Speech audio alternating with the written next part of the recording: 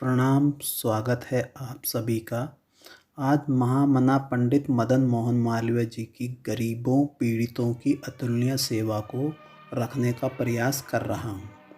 पंडित मदन मोहन मालवीय जी को देश की दो कमियाँ बहुत खटकती थी, एक अविद्या और दूसरी गरीब निर्धनता। मालवीय जी बनारस के प्रतिष्ठित सर्वमान्य बुद्धिमान और प्रकांड विद्वान थे, लेकिन वह पोंगा पंडितों के कट्टर विरोधी थे। ब्राह्मणों की महासभा कर ब्राह्मण समाज से चाहा कि हरिजन भाइयों को भी हिंदू धर्म का ही अंग माना जाए। यदि ब्राह्मणों द्वारा उन्हें भी मंत्र दीक्षा दी जाए तो वे भी अपने को समाज का सहयोगी मानेंगे और देश की एकता बनी रहेगी, जो देश को स्वतंत्र कराने में पीछे नहीं हटेंगे और देश की ताकत बनेंगे। ऐसे महान विचारों वाले ब्राह्मण केवल और केवल महामना ही हो सकते थे। वह काशी विश्वविद्यालय, जिसे आज आप BHU के नाम से जानते हैं, के संस्थापक व कुलपति होने धार्मिक कर्मकांड से बड़ा धर्म मानते थे। इसका प्रमाण जब काशी में प्लेग महामारी से नर नारी कीड़े मकोड़ों की तरह मर रहे थे और डर से गांव के गांव पलायन कर रहे थे, वह प्लेग पीड़ितों को उनके मित्र, पड़ोसी, सगे संबंधी के साथ साथ उनके परिवार तक के सदस्य असहाय छोड़कर भाग रहे थे, उस समय पंडित मदन मोहन मालवीय जी ने अपने सारे प्राणप्रिय कर्मकांडों को छोड़ तड़पती हुई मानवता की सेवा में अपने जीवन को दांव पर लगा दिया। वे गली गली, घर घर पैदल दवाओं व अपने कुछ स्वयंसेवकों के साथ दिन रात घूमते।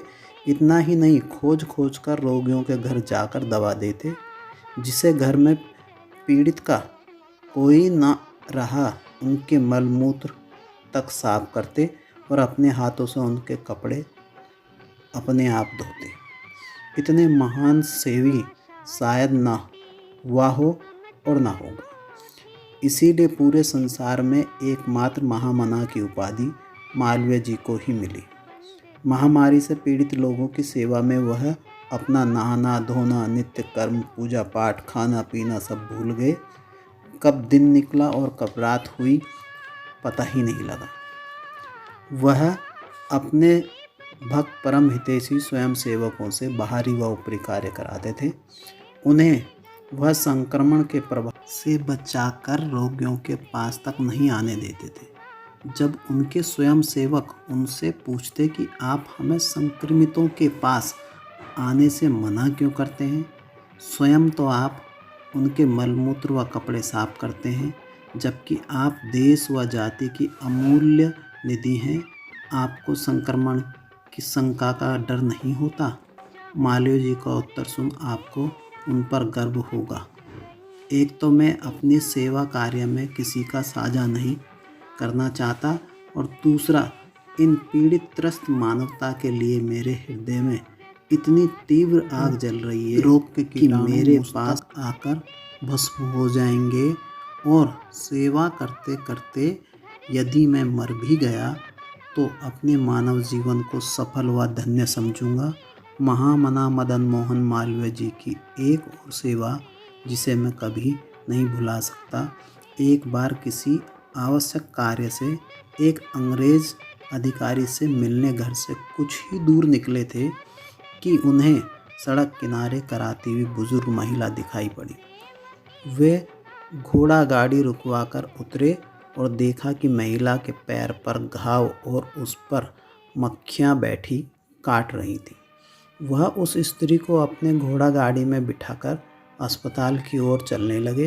इतने में उनका अनुयायी युवक दौड़कर पंडित जी के आग्रह करता कि आपका कार्य व समय अमूल्य है, आप जाइए, मैं ले जाता हूँ। किंतु मालवीय जी कहते हैं, यह कार्य मेरे लिए सबसे महत्वपूर्ण है, मैं इसके लिए ही जिंदा हूँ।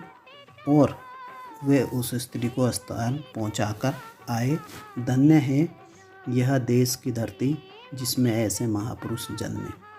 इसी प्रकार एक समय पर पंडित जी के पुत्र ने उनसे शिकायत कर कहा, हमारी बैठक में बहुत से लोग बिना पूछे चले आते हैं, जिनके पैर धूल कीचड़ से सने होते हैं और कपड़े बहुत मैले होते हैं।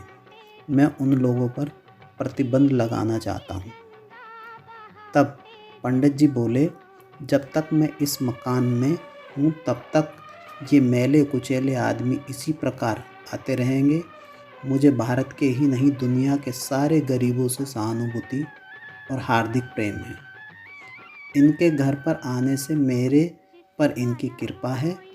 इनको घर पर बैठे देख मैं देश के विषय में बहुत कुछ समझ लेता हूँ। ऐसी महान व उच्च कोटि की सोच रखने वाले श्रेष्ठ महापुरुष थे महामना पंडित मदन मोहन मालवीय जी।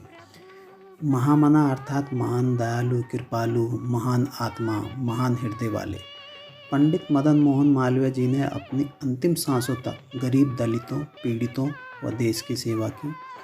आइए आप और हम भी इस कोरोना महामारी में पंडित जी का अनुसरण कर मानव सेवा में सहयोग हुआ जितना संभव हो सहायता कर कोरोना को ख़त्म करने में सहायक बने।